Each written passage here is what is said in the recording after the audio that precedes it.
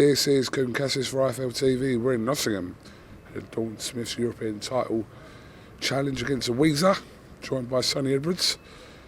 Enjoying a nice Benton, is it? No. Marlborough Gold. Marlborough Gold, okay. How are you, first of all? Yeah, really good. Very fucking cold in here. Yeah, I thought it was colder in there. It's colder right here. It's colder right here. Obviously, this video will go out tomorrow, but Dalton Smith should do the job tonight. Yeah, I mean, he's been very highly touted. He's had, the build-up. He's had the time to really grow into the rounds and get the experience. He's had the exposure. It was a payday for me. It was a much tougher night, and we came through that flying colours. And yeah, I'm expecting a good win from Dalton tonight, to be honest. Not long to go. Happily retired or just retired? Do I look happily retired? Yes, you do, actually. I'm very happily retired. It was getting to the stage where I was doing so much in boxing that weren't directly linked to me getting in the ring and fighting that all kept stopping every time I was getting ready for a fight. And I don't want to use the word like depressed, but it's kind of how I felt. Like when I'm going to shows, when I'm traveling the world, when I'm in corners for fighters, managing fighters, making fights, I feel like it's life. Real life in me. When I was sitting down for 10, 12 weeks, going to the gym, going back, going to the gym, going back, it was just getting to me a little bit. It was getting me down a little bit for the first time in my life, really. I didn't enjoy the process as much, and I just feel like I'm a much better fighter than I've shown in my last two fights, really. I think it was just the right time to call it. What fills that void for you? What do you think fills it moving forward? Look, I love the sport. I love boxing. I love any involvement I can get in. I've had some very exciting conversations recently, and look, Matchroom have got behind me, got me straight busy. I was in Monaco, 2 weeks after my fight, my last fight.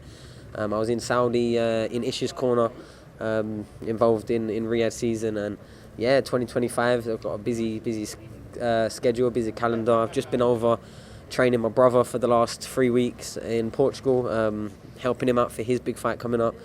And I've just got that freedom now, which I didn't really have. I was kind of locked into where I had to be, what time I had to be there. And I know it might sound just a bit strange for a professional boxer to say, I just weren't really willing to do the things that, I was willing to do on the way up, And when I'm managing fighters that are training 2-3 times harder than me, that many sessions more a week than me, it's about being self-aware and being accountable. And look, I did a very good job at hiding for a few years sort of how much my body was falling apart, but I just weren't willing to do it no more.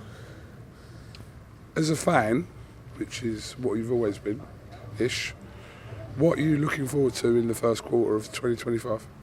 That's been announced or pending?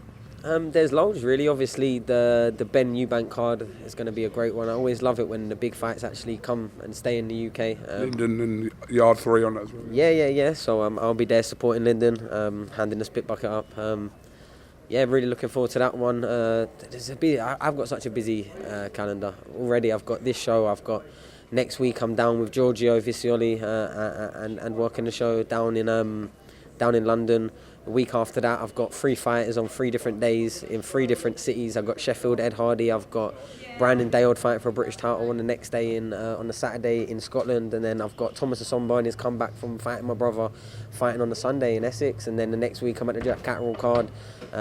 Just loads. Really looking forward to just everything really that comes my way. And I think there's going to be a lot of big fights this year. I think this year we're going to see some real big ones. Who are you picking in that Ben Eubank fight?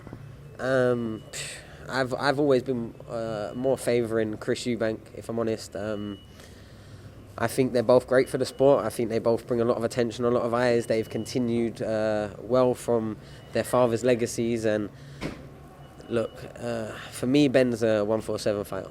And Chris Eubank is a 160 fighter, and I think that will probably be the biggest difference. But when there's so much bad blood, there's so much animosity, and obviously Conor's main strength is his strength and his power and his explosiveness. So if that does carry up to 160 and Chris Eubank is finding it a bit more harder now to make the weight, then that might be the difference. But I don't know, I think the weight division definitely heavily favours Chris Eubank, and I think he's just a bigger man, to be honest. And the weight rehydration obviously for the next day, which again, like you as well know about the IBF situation, having to that limit on how much weight you can put on the following day. Is this any different to that situation? Well, for me, I never really got past about 4, 5, 6 pounds heavier from the day of the weigh into the next day. So for me, it never really bothered me. I didn't ever put much weight on. But you know, when you are capable of putting on maybe 15, 20 pounds, and now you're only allowed to put on 10 for the morning, and you've got to worry, but maybe, and you think that would affect Chris a lot more than it would affect Conor. If anything, Conor probably won't get to the 10 pounds the next day. Maybe not. But yeah, I think it's still, you know, if you're fighting in big fights, and you know, it's not like a catch weight, it's the championship weight, and it's the IBF rules. I don't know what titles or what belts are on the line, if any, but if that's what they agree to, that's what they agree to. Does it make it a little bit more what's been said as an even playing field because of CONOR BENN's obviously weight jump and the fact that Eubank is restricted on what he can put on the next day? Does it even itself out weight-wise? Nah, I don't think so, really, because you know, by the time he's refueled, 10 pounds, 5 kilos, and that's in the morning as well. So he's going to have refueled, hydrated above that, and then he's going to wake up, still be losing weight overnight. So he'll probably be there or thereabouts in the morning, and then he's still got, you know, the rest of the day until he normally cuts off his eating to keep rehydrating and refueling way past that original 10 pounds that was in at 9 o'clock in the morning, which it's going to be. So I don't know. I don't think really. I don't think it's going to make too much of an effect. I know that they made a point of saying it, and you know, it's easy for the fans to get caught up in, there should be a weight hydration or whatever. But for 10 pounds, I think that's quite standard at this level of boxing. Do I agree with it? I'm not too sure. Does it make it any safer, any different? Really, I'm not too sure, to be honest. It all depends on what you wake up in the morning, really. And I don't know, I think, you know, after a night sleeping, kind of like, you know, sweating out all the fluid you just rinsed into your body over the last 12 hours from weighing in, I don't know, I think Chris Eubank will be alright, if I'm honest, with the rehydration. I don't think it's going to cause no real issues for him.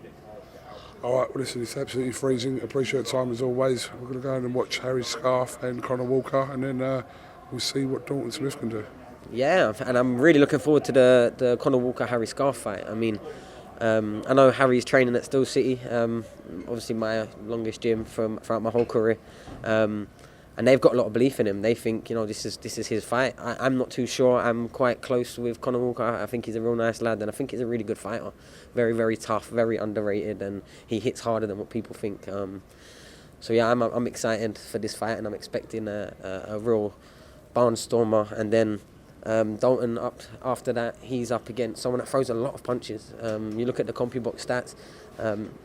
As part of the commentary team, you get sent them just before the fight week kicks off, and on average this kid throws 3 times more per round than Dalton, which is quite a substantial difference. So yeah, I'm looking forward to this, but I think this is a fight that Dalton's going to be able to look well classed in, to be honest. Sonny Edwards, thank you very much, and enjoy the rest of your night. Thank you.